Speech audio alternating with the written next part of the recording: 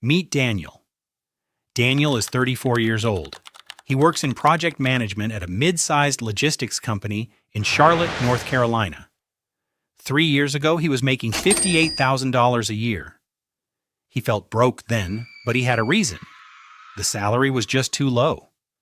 So he grinded, he took on extra projects, he got certified, he networked, he negotiated, and last year he finally cracked 6 figures, $102,000 a year. He celebrated. His wife cried happy tears.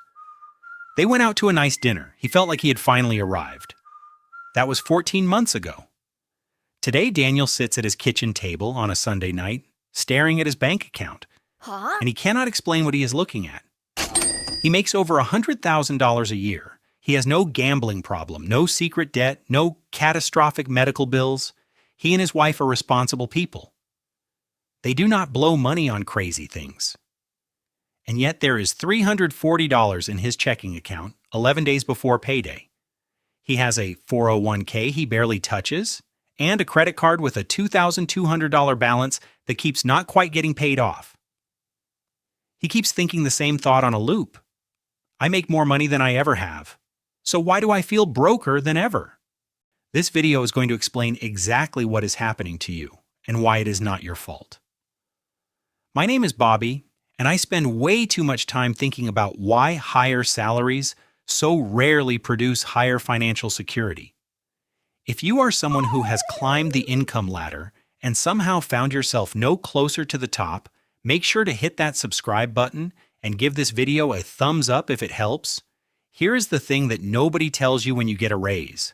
More income does not automatically mean more wealth. It means more exposure, more opportunity to spend, more lifestyle decisions to make, more financial surface area for money to leak out of. And unless you have a system that captures that extra income before it disappears, the raise will not save you. It will just give you a more expensive version of the same financial stress you already had. Now let us run the math. Daniel's raise from $58,000 to $102,000 looks like a $44,000 increase. But taxes eat a significant portion of that. Because of how progressive tax brackets work, that additional income gets taxed at a higher marginal rate, federal, state, FICA. After taxes, his actual take-home increase was closer to $26,000 a year, about $2,166 extra per month hitting his bank account. Now let us subtract what lifestyle inflation consumed. $489 for the car payment, $890 extra on housing, $500 more on food, $180 for the gym, $200 for golf and memberships, $150 for upgraded subscriptions. That is $2,409 per month in new recurring expenses. His take-home increase was $2,166 a month. His new expenses are $2,409 a month. He is $243 per month worse off than before the raise. That is not a typo. Daniel got a $44,000 salary increase and is now cash flow negative compared to his previous life. He is not irresponsible. He did not do anything outrageous. He made a series of individually reasonable, socially normal, contextually expected upgrades, and the math absolutely destroyed him. Let that sink in for a second. Now here's where it gets really interesting. Because lifestyle inflation is only one layer of the salary trap. There is a second layer that is even more dangerous and almost nobody talks about it. It is called consumption anchoring, and it is the reason why going back feels impossible. When Daniel was making $58,000, eating out twice a week felt like a treat. Now it feels like a baseline. The Honda Civic felt fine. Now the Accord feels like the minimum acceptable vehicle. The apartment was home. Now it would feel like a step backward. Downgrading any of these things would not just feel uncomfortable, it would feel like failure, like regression, like giving up. This is consumption anchoring. Once your lifestyle expands to a new level, your brain recategorizes it as normal. It is no longer a luxury, it is just life.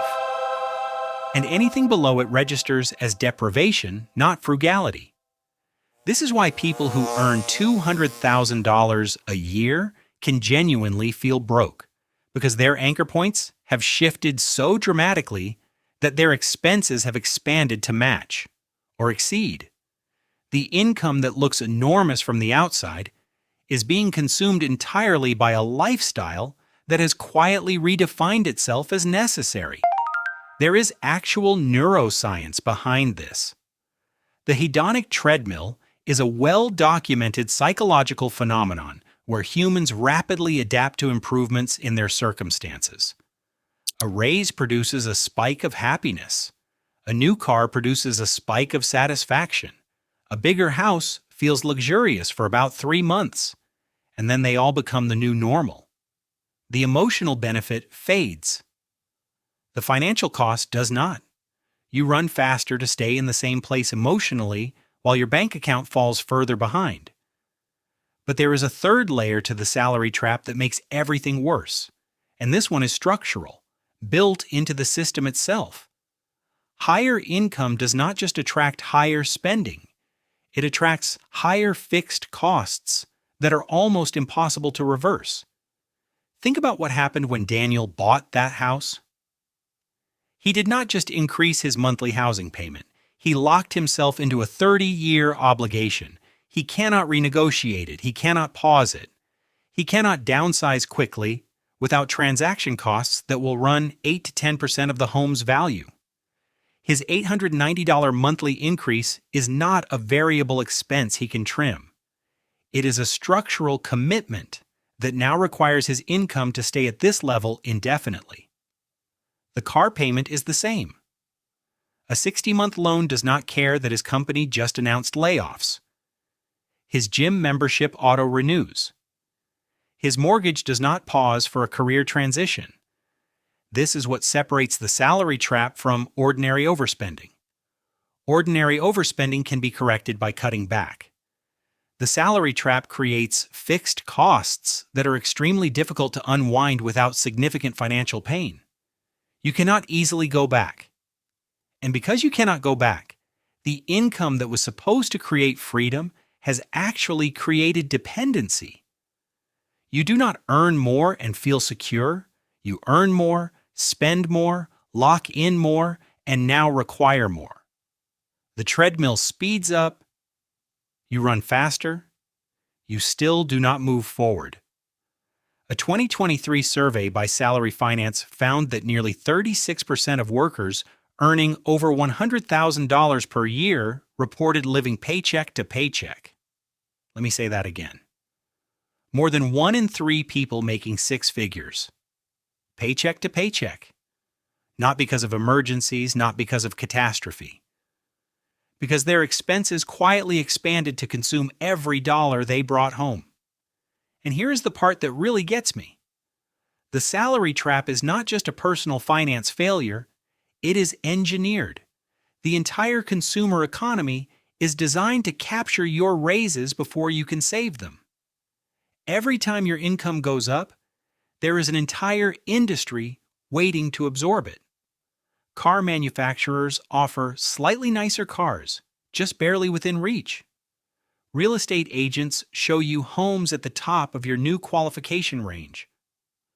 Restaurants open up in neighborhoods where the new earners live. Vacation companies market to people who just hit new income milestones, and the plan is to have it spent before you even think about investing it. This is the mechanism. Income rises, lifestyle rises to match. Fixed costs lock in. The ability to save or invest does not increase. Sometimes it decreases. And the person who just got a raise is now more financially fragile than before because they have more obligations, more exposure, and still no margin. So what actually breaks the trap? Daniel is not failing. Daniel is just running on a treadmill that got faster every time he got paid more. The question is whether you are going to step off or keep running. If this video changed how you think about your next,